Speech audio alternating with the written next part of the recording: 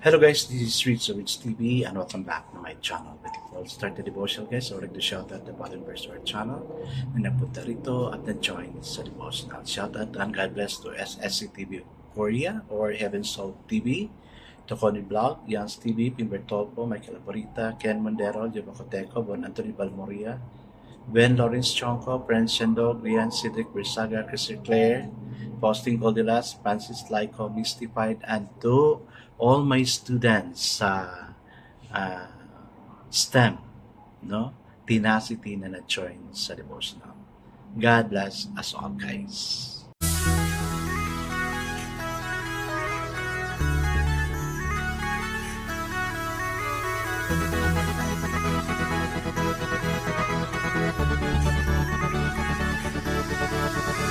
Rich TV, where you heard it, number one is on the top. Good advice is they'll never stop. Rich TV, where you heard it, number one is on the top. Good advice is they'll never stop. So, bukas, Friday na naman at the following day, of course, makakapagpahinga na naman tayo. No?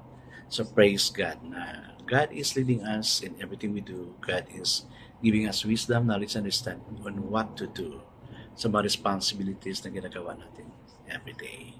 I guess let's not proceed to our devotional. Let's open the Bible to still in Matthew chapter 6. Pero ngayon, verse 10 na tayo. Kahapon, we are on verse 9. No? And still, guys, I'm using the devotional study Bible because the words used is so simplified na maintindihan talaga natin. Okay, the word of the Lord in Matthew chapter 6, verse 10 says, your kingdom come, your will be done on earth as it is in heaven. O, yun lang. Yun lang yung ano natin, yung verse natin na yun. Iisa lang.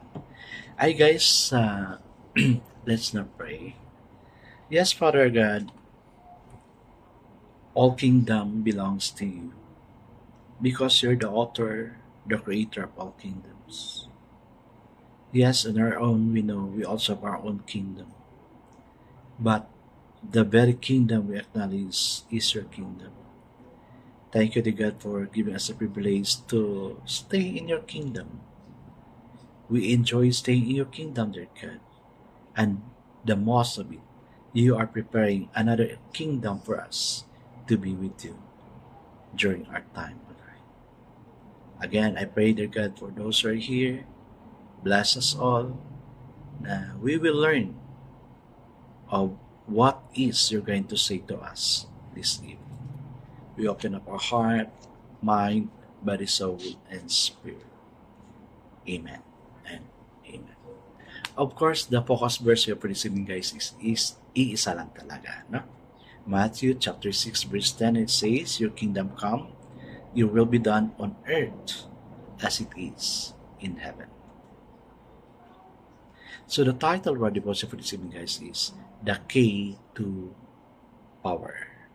The kingdom of God is the reign and rule of God in us, in our relationship with others, in our circumstances, in society, and in all future eventualities.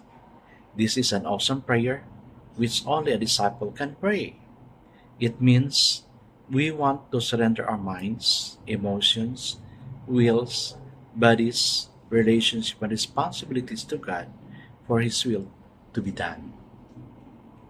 When we do His will, the kingdom of God becomes a reality.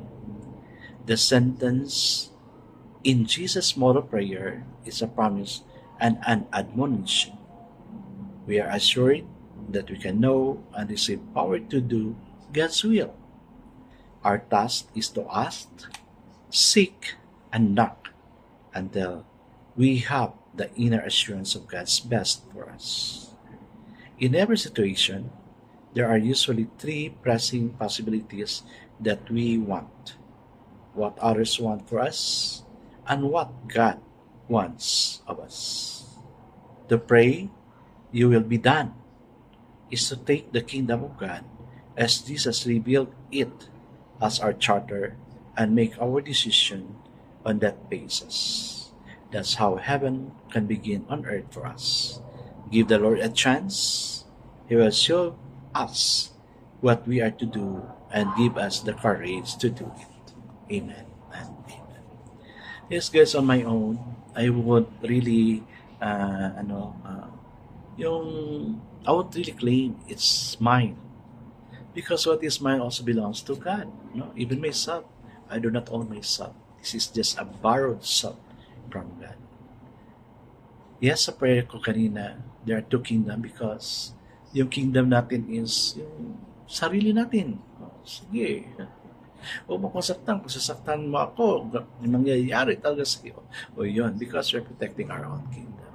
But the best kingdom is God's kingdom. We're living this kingdom. Earth is His. Sa Kanya to. No? Hindi to sa atin. Siya ang gumawa niyan. Kaya we need to acknowledge God's presence in us.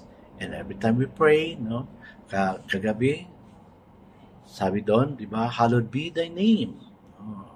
Ngayon naman, thy kingdom come. Your will be done on earth as it is in heaven. Okay? We need to acknowledge kung sino si God sa buhay natin. Hindi lang siya God, but may mga siya, character na dapat i-acknowledge natin. Okay, One is Him being our healer, provider, protector, owner of everything, source of everything. Yun yung manifestation kung sino si God na sinasamba natin. Okay guys, let's now pray.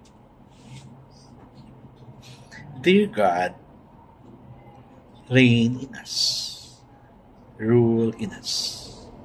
You are sovereign in our lives.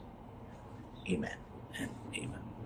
Yes guys, reminder, let's always acknowledge God as the owner of everything.